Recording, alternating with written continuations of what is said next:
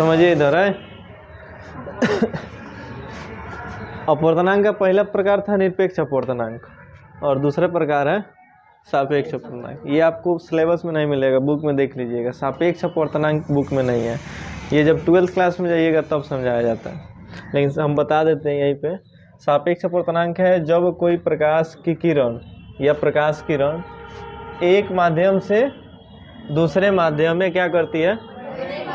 यही यदि निरपेक्ष अपवर्तनांक रहता तो वहाँ पर रहता है कि जब कोई प्रकाश किरण निर्वात से, निरपेक्ष अपवर्तनांक सापेक्ष अपवर्तनांक दोनों सेम है, अंतर कितना है तो उसमें निर्वात से किसी अन्य माध्यम में जाता है, लेकिन इसमें किसी एक माध्यम से दूसरे माध्यम में जाता है। मतलब ये जरूरी नहीं है कि पहला माध्यम जो होगा वो निर्वात होगा, लेकिन निरपेक्ष अपवर्तनांक में पहला माध्यम हमेशा क्या होता है, निर्वात होता है। तो जब प्रकाश किरण एक माध्यम से दूसरे माध्यम में प्रवेश करती है तो पहले माध्यम के सापेक्ष दूसरे माध्यम के अपवर्तनांक को हम लोग सापेक्ष अपवर्तनांक कहते हैं। जैसे यहाँ पे अगर माध्यम बनाए तो यहाँ से प्रकाश किरण ऐसे चली गई, जैसे मान लीजिए ये हो गया आपका जल और ये हो गया आपका कांच, ठीक है, ये हो गया आई और ये हो गया। तो क्या ये निर्वात है, ये क्या है जल, और ये यहाँ पे कहीं निर्वात का बात नहीं किया जा रहा है। तो यहाँ पे प्रकाश एक माध्यम से दूसरे माध्यम में जा रही है, तो एक माध्यम के सापेक्ष जो दूसरे माध्यम का अपवर्तनांक होगा उसको हम लोग सापेक्ष अपवर्तनांक कहेंगे। और वही यदि प्रकाश जल से ना जाके वायु से जाए, वायु या निर्वात से होके जाए जल में, है ना, तब जो यहाँ पे अपवर्तनांक होगा उसको हम लोग निरपेक्ष अपवर्तनांक कहते हैं। इसलिए फॉर्मूला जो यहाँ पे आता है निरपेक्ष अपवर्तनांक में वो म्यू बराबर होता है c/v। c का मतलब निर्वात में प्रकाश की चाल और v का मतलब जिस दूसरे माध्यम में जा रही है वो जल या कांच हो उस माध्यम में प्रकाश की चाल, ठीक है। यहाँ पे जो आपका सापेक्ष अपवर्तनांक, ये आपका पहले माध्यम में प्रकाश की चाल, पहला माध्यम क्या है जल है, और ये कांच जो है वो दूसरे माध्यम में प्रकाश की चाल। इसलिए इस फॉर्मूला में पहले ही सी दे दिया जाता है, मतलब डिफाइन कर देता है कि पहले सी ही होगा, मतलब पहले प्रकाश किरण निर्वात में रहेगी तब दूसरे माध्यम में जाएगी। लेकिन यहाँ पे माध्यम डिफाइन नहीं किया गया है, यहाँ पे केवल वेग भी लिखा गया है। भी का मतलब जिस माध्यम से जिस माध्यम में जाए, तो पहले जिस माध्यम में थी उस माध्यम का चाल और बटा में दूसरे माध्यम में जा रही है उस माध्यम का चाल का जो अनुपात होगा वो आपका हो जाएगा सापेक्ष अपवर्तनांक। ये हो गया। इसमें कोई दिक्कत है सापेक्ष अपवर्तनांक में? अब अपवर्तन के कारण यानी प्रकाश का अपवर्तन क्यों होता है देखिए ये भी आता है कभी कभी एग्जाम में। देखिए भिन्न भिन्न माध्यम में प्रकाश की चाल भिन्न भिन्न होता है। ये पता है आप लोगों को कि जब जैसे जैसे माध्यम चेंज होता है वैसे वैसे प्रकाश की चाल भी क्या होता है, चेंज होता है। जैसे हम लोग निकाले थे तो निर्वात में प्रकाश की चाल 3×10⁸ आया था, है कि नहीं। इसके बाद शायद कांच में नहीं, हीरा में शायद हम लोग निकाले थे तो 1.31 करके कुछ आया था 10⁸8, यही ना। तो देखिए यहाँ पे ये निर्वात में प्रकाश की चाल है और ये हीरा में प्रकाश की चाल है। यानी जैसे जैसे माध्यम चेंज होता है वैसे वैसे प्रकाश की चाल भी क्या होता है, बदल जाता है। इसलिए यहाँ पे लिखा गया है कि भिन्न भिन्न माध्यम में प्रकाश की चाल जो होता है वो भिन्न भिन्न होता है, यानी अलग अलग होता है, जिसके कारण जब प्रकाश की किरण एक माध्यम से दूसरे माध्यम में प्रवेश करती है तो उसका पथ जो होता है वो क्या होता है, बदल जाता है। अतः भिन्न भिन्न माध्यमों में प्रकाश की चाल का भिन्न भिन्न होना ही अपवर्तन का कारण है। अब इसको यहाँ पे प्रूफ किया गया है। देखिए अभी और भी है इसमें, यहाँ पे म्यू यहाँ पे 1 है, यहाँ पे 2 है। इसका मतलब प्रकाश एक माध्यम से दूसरे माध्यम में जा रही है। यहाँ पे माध्यम को नहीं क्लियर किया गया है तो पहले माध्यम में यहाँ पे जो एंगल बनेगा वो आई हो जाएगा साइन आई और बटा में साइन आर। अपवर्तन स्नेल के नियम से म्यू = साइन आई बटा साइन आर। अब म्यू = ये भी होता है v1/v2 जो यहाँ पे आप लोग पढ़े हैं, ठीक है। यानी अपवर्तनांक का फॉर्मूला साइन आई बटा साइन आर भी होता है और ये भी अपवर्तनांक का फॉर्मूला v1/v2 भी होता है।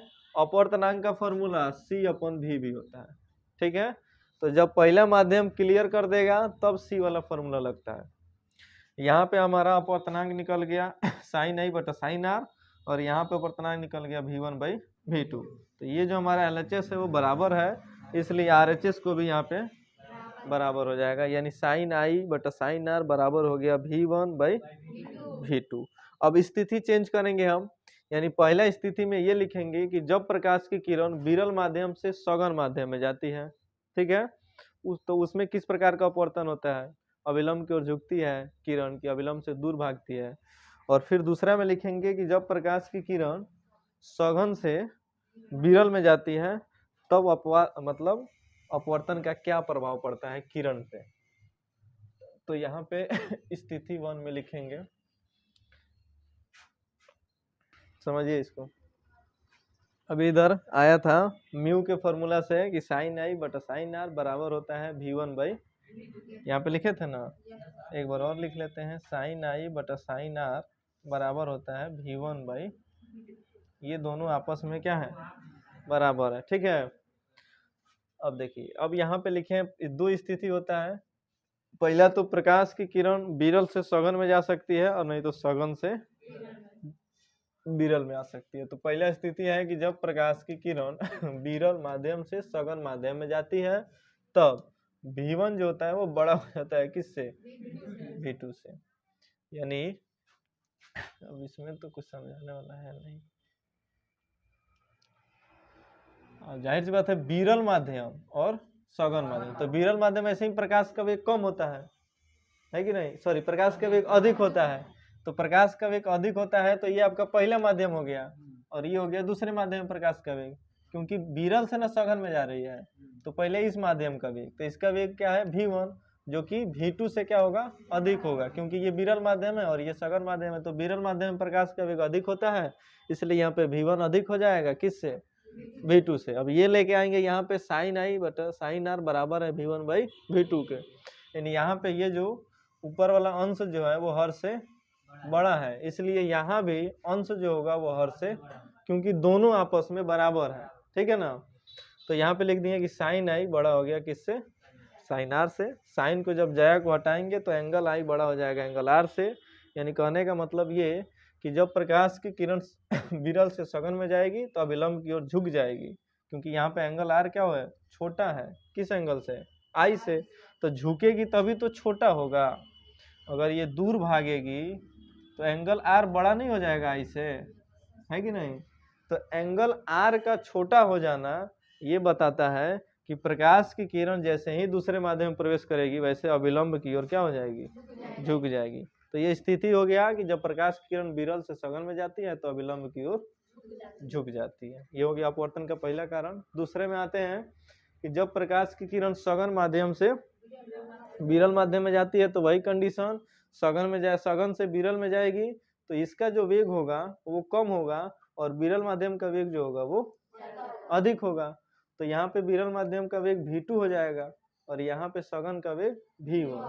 तो V1 और इसको पढ़ते हैं हम लोग क्या, लेस देन की greater than, less than V2, इसको ऐसे पढ़ते हैं V1 लेस देन V2, यानी V1 कम है किससे, V2 से, यानी V2 अधिक है। तो फिर वहां पे ये लेके आएंगे ये वाला चीज, साइन आई बटा साइन आर बराबर V1/V2। अब जब V2 बड़ा है तो फिर साइन आर भी क्या होगा, बड़ा होगा, यानी एंगल आर यहाँ पे बड़ा हो जाएगा। और एंगल आर का बड़ा होना ये बताता है कि अविलंब से प्रकाश की किरण दूर भागेगी, ठीक है।